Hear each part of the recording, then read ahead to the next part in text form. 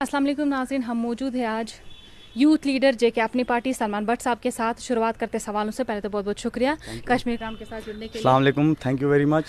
शुरुआत करते हैं, how did you get inspired to join this party? देखिए, जैसा कि आप लोगों को पता होगी, एनसी और पीडीपी ये दो ऐसी पार्टियां हैं। चलिए, पीडीपी को तो ज़्यादा टाइम नहीं हुआ, 15-20 साल हुए हैं। 70 ईयर से एनसी ने यहाँ पर हुकूमत की है। तो अब रही बात एनसी और पीडीपी की, जो ये यहाँ पर रीजनल पार्टीज़ है, इन्होंने कभी यहाँ पर लोकल कॉमनर्स को यहाँ पर मौका नहीं दिया, कॉमन यूथ को मौका नहीं दिया अपनी ग्रीवेंस आगे लाने का, या उस ग्रीवेंस को आगे सेंटर या दिल्ली तक पहुँचाने का। तो ये जो अपनी पार्टी आई है, ये बेसिकली कोई इमोशनल पॉलिटिक्स के लिए नहीं आए हम। हमारे को कोई ख़ानदानी राज नहीं चलाना है। हमारे प्रेसिडेंट अल्ताफ़ साहब 8 मार्च को हमने पार्टी अपनी लॉन्च की है, 8 मार्च को जी। तो उस दिन हमारे चीफ अल्ताफ़ साहब ने कैटेगोरिकली ये चीज़ क्लियर की थी 2 टाइम से ज़्यादा प्रेसिडेंट तक इस पार्टी में इलेक्ट नहीं होगा। 6 ईयर का गैप दिया है। तो इस चीज़ से मैं बहुत इंस्पायर हुआ कि जी पहले तो इस पार्टी में ख़ानदानी राज है नहीं।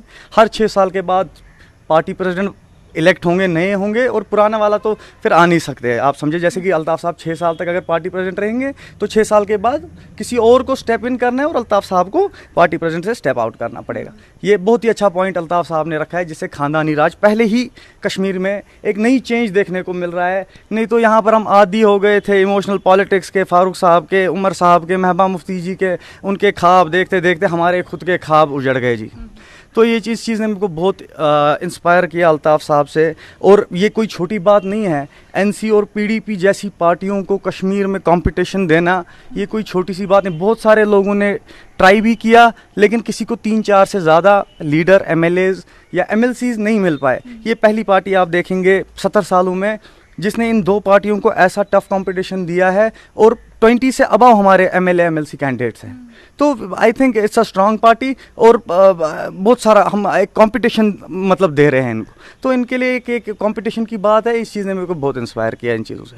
सर, मैं आपको ये पूछूं कि जो रिसेंटली सेल्फ हेल्प ग्रुप के जो बेनिफिट्स है वो डिमोलिश किए गए, तो जिससे क्या है कि अनएम्प्लॉयमेंट और भी बढ़ गई, क्योंकि इंजीनियर्स ऑन कॉन्ट्रैक्ट बेसिस वहाँ काम कर रहे थे, तो अनएम्प्लॉयमेंट और भी रेज हो गई।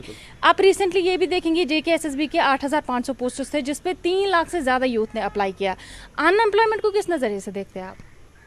देखिए, 5 अगस्त के बाद सेंटर के बहुत सारे वादे थे कि यहाँ हम एम्प्लॉयमेंट लाएंगे, यहाँ जी हम डेवलपमेंट करेंगे। हाँ, मेरे को तो ये सारे वादे अभी तक खोखले नज़र आ रहे हैं। उल्टा ये एम्प्लॉयमेंट नहीं, अनएम्प्लॉयमेंट दे रहे हैं हमें। ये आप देख सकते हैं, सेल्फ हेल्प ग्रुप जो है ये एक इसमें 15,000 हमारे इंजीनियर बच्चे, यंग इंजीनियर, मेल हो या फीमेल हो, इसके साथ एसोसिएटेड है, जो इससे अपनी एक लिविंग्स कमाते हैं। तो जब आप इसको डिसॉल्व कर देंगे इस सेल्फ हेल्प ग्रुप को, तो सीधी सी बात है 15,000 लोग पहले ही आपके इंजीनियर सड़क पे आ जाएंगे। पहले ही आप देख सकते हैं इंडिया में कितनी मतलब इंजीनियर्स मतलब कॉलेज, कितनी कॉलेज है, कितने बच्चे इंजीनियरिंग करके निकल रहे हैं, और हमारे पास पहले से ही अगर पोस्ट कम है, उनके लिए नौकरियाँ कम है। अब तो हम तो ज़्यादा ही जुल्म कर रहे हैं कश्मीर पर। अगर आप कश्मीर कहते हैं कि ये हमारा जी इंटीग्रल पार्ट ऑफ इंडिया है, तो आप कुछ वैसा करिए ना। हमारे को उससे फ़र्क नहीं पड़ती है, हम कोई कुछ भी कहे, कुछ हम काम पे अब सियासत करेंगे। काम होगा तो ही पॉलिटिक्स होगा, नहीं तो हम 370 बोल के अपनी पार्टी चला सकते हैं, लेकिन नहीं। हमने जी अब एक अल्ताफ़ साहब का भी, हमारे बाकी लीडरों का क्लियर टू कट मुद्दा है कि अब जी काम की सियासत होगी। कोई इमोशनल पॉलिटिक्स नहीं, कोई बेवकूफ़ लोगों को नहीं बनाया जाएगा। सिर्फ यूथ हमारी मतलब कहते हैं ना कि यूथ को ज़्यादा प्रेफरेंस दी जाएगी इस पार्टी में। 4G को लेकर अगर बात की जाए तो आप देख सकते हैं कि 4G की वजह से IT सेक्टर है, हेल्थ केयर सेक्टर है, बिजनेस सेक्टर है, एजुकेशन सेक्टर है, बहुत बुरी तरह से मुतासर हो चुका है। आप किस नज़र से देखते हैं उसे?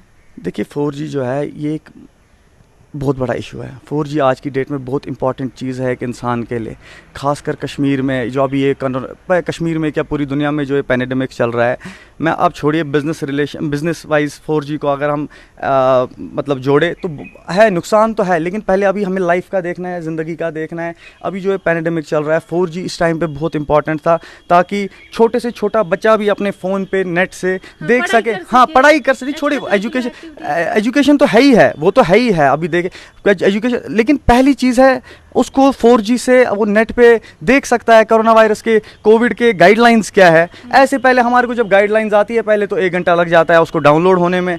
कोई डीसी साहब अपना गाइडलाइन थ्रू वीडियो कॉन्फ्रेंसिंग करते हैं, हम तो कभी, हमारे लिए 4G जी अब ख्वाब बन चुका है। कल बोल रहे थे गांधरबल में छोड़ेंगे, उधमपुर में छोड़ेंगे, पता नहीं छोड़े नहीं छोड़े, छोड़े हाँ जी छोड़े, लेकिन बोलते बहुत लेट छोड़े थे, जिस 9 बजे बोला था फिर शाम को लेट नाइट छोड़े। डिस्ट्रिक्ट को ऑन करने से भी तो वो तो कुछ होगा नहीं ना। देखिए गांधरबल में आप छोड़ेंगे तो बांडीपोरा का इंसान क्या करेगा, साउथ कश्मीर का बिजनेसमैन क्या करेगा। आप एक तरफ से बोलते हैं तिजारत करेंगे हम कश्मीर के साथ, डेवलपमेंट करेंगे, ऐसे थोड़ी ना तिजारत होगी, डेवलपमेंट होगी। जब आप हमारी टांगे ही बिठा देंगे तो फिर कैसे आप तिजारत और डेवलपमेंट करेंगे।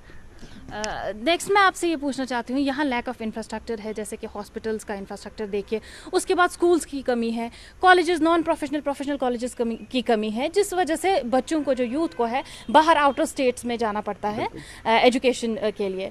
तो आप किस नज़र से देखते हो उसे? अगर स्पोर्ट्स की बात की जाए तो स्पोर्ट्स के लिए भी यहाँ की यूथ बहुत एनर्जेटिक है, बहुत पोटेंशियल है यहाँ की यूथ में, पर उनको सही टाइम पे सही प्लेटफॉर्म नहीं मिल रहा है, कहीं ना कहीं गवर्नमेंट की बेतवज्जही की वजह से। आप इसको किस नज़रिए से देख रहे हैं? देखिए जो आपने स्कूल्स, कॉलेजेस, हॉस्पिटल्स की बात की, पहले मैं इन 3 चीज़ों को जोड़ के रखता हूँ।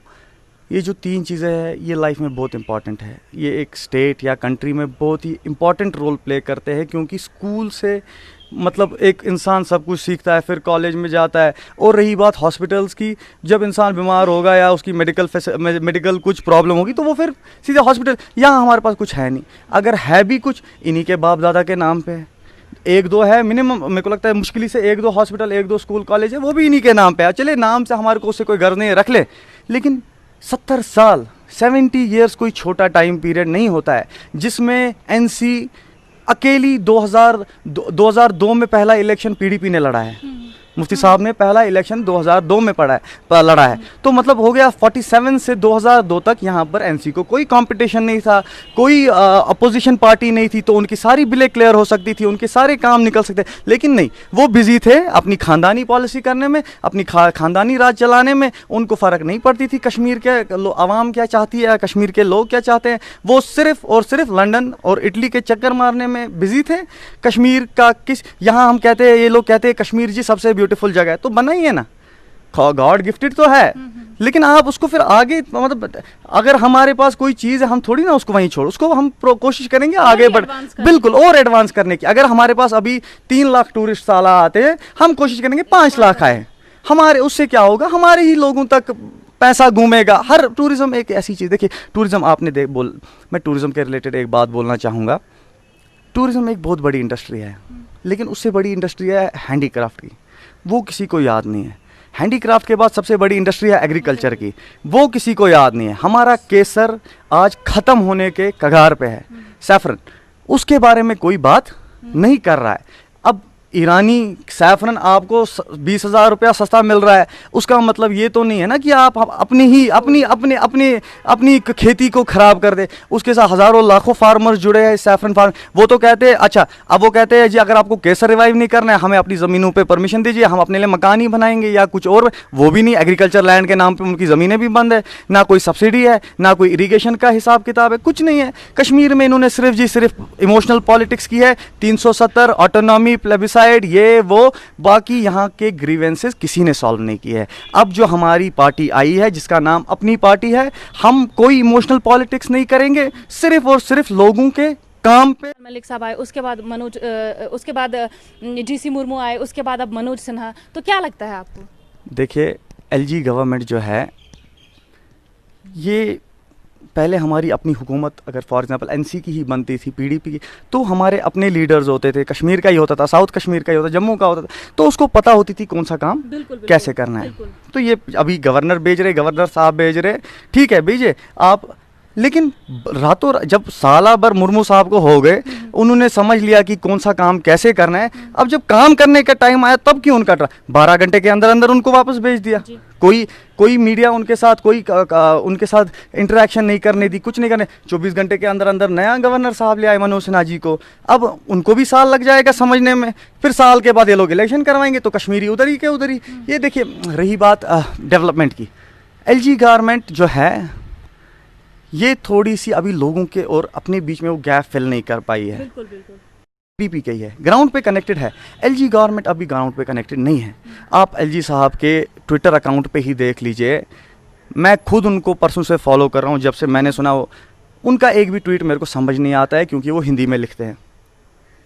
अच्छा चलिए, मैं नहीं आपको कह रहा हूँ गवर्नर साहब आप उर्दू में लिखिए, आप इंग्लिश में लिखिए, फिर भी जो नॉर्मल कॉमन पीपल को समझ आए। हमारे को यहाँ पर सर, हमारी यहाँ पर हिंदी सेकेंडरी लैंग्वेज है, हमारी हम यहाँ पर पहली लैंग्वेज हमारी उर्दू है, उसके बाद हमारे को थोड़ी बहुत शायद इंग्लिश समझ आ जाए, हिंदी सबसे एंड पे है जी। इसीलिए आपसे रिक्वेस्ट भी है कि अपनी जो आप कोई भी स्टेटमेंट दे तो प्लीज़ खुदा के लिए एक रिक्वेस्ट है कि ये इंग्लिश में दे। एज ए कश्मीरी यूथ आप एनसी और पीडीपी को कैसे देखते हैं? देखिए जी, उन्होंने जी यूथ को नारे देने के लिए और झंडे उठाने के लिए रखा है। जब बात फ़ायदे की हो, पोस्ट की हो या यूथ को आगे बढ़ाने की हो, तब सिर्फ़ और सिर्फ इनके अपने ही उसमें आगे पहुंचते हैं। एक कॉमनर आगे नहीं पहुंच पाता है, उसको सिर्फ इन्होंने झंडे उठाने के लिए और इसको क्या कहते हैं, नारे देने के लिए रखा है। ये चीज़ हम टोटली अग्री नहीं करते, इस चीज़ से हम बिल्कुल, मैं पर्सनली इस चीज़ को नहीं मानता हूँ। हाँ, अगर आपके कोई लड़के हैं, आपका कोई यूथ ग्रुप है जो दिल से आपको सपोर्ट दे रहा है, तो you have to pay them back. It is not like you will take your, आप अपना काम ले लेंगे, फिर उसको फिर आप बोलेंगे जाइए, चाय का एक कप पिलाएंगे और बोलेंगे जाइए। नहीं, ये नहीं होता है, ये ऐसा नहीं चलता है। देखिए, अगर आपके साथ यहाँ कोई मेन स्ट्रीम में आ रहा है, पहले तो यहाँ कश्मीर में बहुत मुश्किल है लोगों को कन्विंस करना मेन स्ट्रीम के लिए, क्योंकि जो 70 साल से इन्होंने एनसीपीडीपी वालों ने हुकूमत चलाई है, इन्होंने टोटली मतलब कहते हैं ना, वो ट्रस्ट इश्यूज़ आ गए हैं यहाँ की कॉमनर्स और यहाँ की मेन स्ट्रीम में, क्योंकि काम हुए नहीं कभी इनके, कभी इनके दुख देखे नहीं गए, कभी गरीबों के बारे में बात हुई नहीं, कभी किसानों के बारे में बात, कभी बच्चों के बारे में बात, कभी स्पोर्ट्स के बारे में, कभी मेडिकल, कुछ किसी के बारे में बात। हाँ, यहाँ अगर सिर्फ बात हुई है, सिर्फ 370 बचाएंगे, 370 बचाएंगे, जब नहीं भी बचा पाए उसके बाद आप देख सकते हैं इनके एमपी वो रिज़ाइन कर सकते थे, या आज बोलते हैं हम जी पॉलिटिकल एक्टिविटी नहीं करेंगे जब तक 370। अगर जी आपको 370 पे इतना ये है, हमको भी है, लेकिन 370 भी अपनी जगह, लोगों की ग्रीवेंसेस भी अपनी जगह। हम ऐसा नहीं कर सकते 370 के लिए हम गरीब को मरने ही देंगे, उस तक खाना नहीं पहुंचेगा, उस तक बेचारे तक कुछ नहीं पहुंचेगा, तो फिर किस बात की लीडरशिप आप दिखा रहे हैं जनाब? आपको एक, अगर आप लीडर, सच्चे लीडर है, 370 को स्टेटहुड को आप पीसफुली अपना लॉ के दरमियान आप जो कर सकते हैं हम वो करेंगे इंशाल्लाह। मैं भी आपसे वादा करता हूँ, अभी सुप्रीम कोर्ट में चैलेंज किया है 370 को, अभी उसको एज पर लॉ हम कुछ कह नहीं सकते। रही बात स्टेटहुड की, इंशाल्लाह हमारी कश्मीर जो जम्मू कश्मीर है, ये पहली बहुत पुरानी रियासत थी हिंदुस्तान की, ये यूनियन टेरिटरी सज नहीं रही है ऐसे। इंशाल्लाह हम इसमें स्टेटहुड लाने के लिए पूरी कोशिश कर रहे हैं। अल्ताफ़ साहब भी हमारे चीफ जो है, उसने पूरी तरीके से क्लियर कर दिया है कि स्टेटहुड हमारे को वापस मिलना चाहिए। एज ए कश्मीरी यूथ आप बीजेपी और कांग्रेस को कैसे देखते हैं? बीजेपी और कांग्रेस, देखिए, एज अ कश्मीरी यूथ मुझे नहीं लगता है बीजेपी कांग्रेस से कुछ अलग है, या कांग्रेस बीजेपी से कुछ अलग है। वादे उन्होंने भी किए, वादे इन्होंने भी किए, ना वही खरे उतरे ना यही खरे उतर रहे। रही बात एनसी और कांग्रेस की, कांग्रेस और बीजेपी ने अगर जो 5 अगस्त को किया है, ये आप ये ना सोचे कि कांग्रेस शायद ऐसा ना करे। कांग्रेस ने अपने जिस टाइम पे उन्होंने राज किया है, 300 के ऊपर पिटिशंस फाइल किए हैं, 370 के खिलाफ पूरा खोखला बनाकर रख दिया था। कहते हैं ना, मास तुलुक सोरी अर्जित तजनसी, 370 का वही कांग्रेसियों ने हाल किया था। ये आज आएंगे, आज़ाद साहब आएंगे कश्मीर, यहाँ बोलेंगे ये पार्टियाँ नहीं चलती। आज़ाद साहब को मैं पूछना चाहता हूँ, असली फसाद की जड़ वही है, जब 90s के बाद कश्मीरी अपने ट्रैक पे आ रहे थे, सब अपने काम में बिजी थे, 2008 में तो आज़ाद साहब ने ही इन सब चीज़ों को वापस आग लगाई है। मेरा आज़ाद साहब से यही रिक्वेस्ट है कि ऐसे बयान ना दे कश्मीरियों को। अब एक पॉलिटिक्स अगर करनी है आपको, तो एक क्लीन पॉलिटिक्स करे जिसमें लोगों का फ़ायदा हो, ना कि 2 खानदानों का फ़ायदा हो या 3 खानदानों का फ़ायदा हो। बस इतना ही कहना चाहूँगा। बाकी आपको ज़्यादा बेहतर पता है, पूरे अवाम को ज़्यादा बेहतर पता है बीजेपी और कांग्रेस के क्या डिफरेंसेस है। वो भी सेम है, मेरे लिए ये भी सेम है। वो भी हिंदुस्तान की सेंटर पार्टी है, ये भी सेंटर पार्टी है, कोई ख़ास डिफरेंस नहीं है। ये they will do as per they need in the centre elections. They don't care about Kashmir और कश्मीर इलेक्शंस। उनके लिए अगर कश्मीर में हुकूमत बन जाए तो अच्छा है, ना बन जाए तो बहुत अच्छा है, क्योंकि सेंटर में तो वो लोग है ही, उनको कश्मीर से किसी को फ़र्क नहीं पड़ रही है। यहाँ तो हम जो करेगा वो करेगा, अपना लीडर करेगा, बाकी बाहर से हमें किसी से उम्मीद कुछ नहीं है।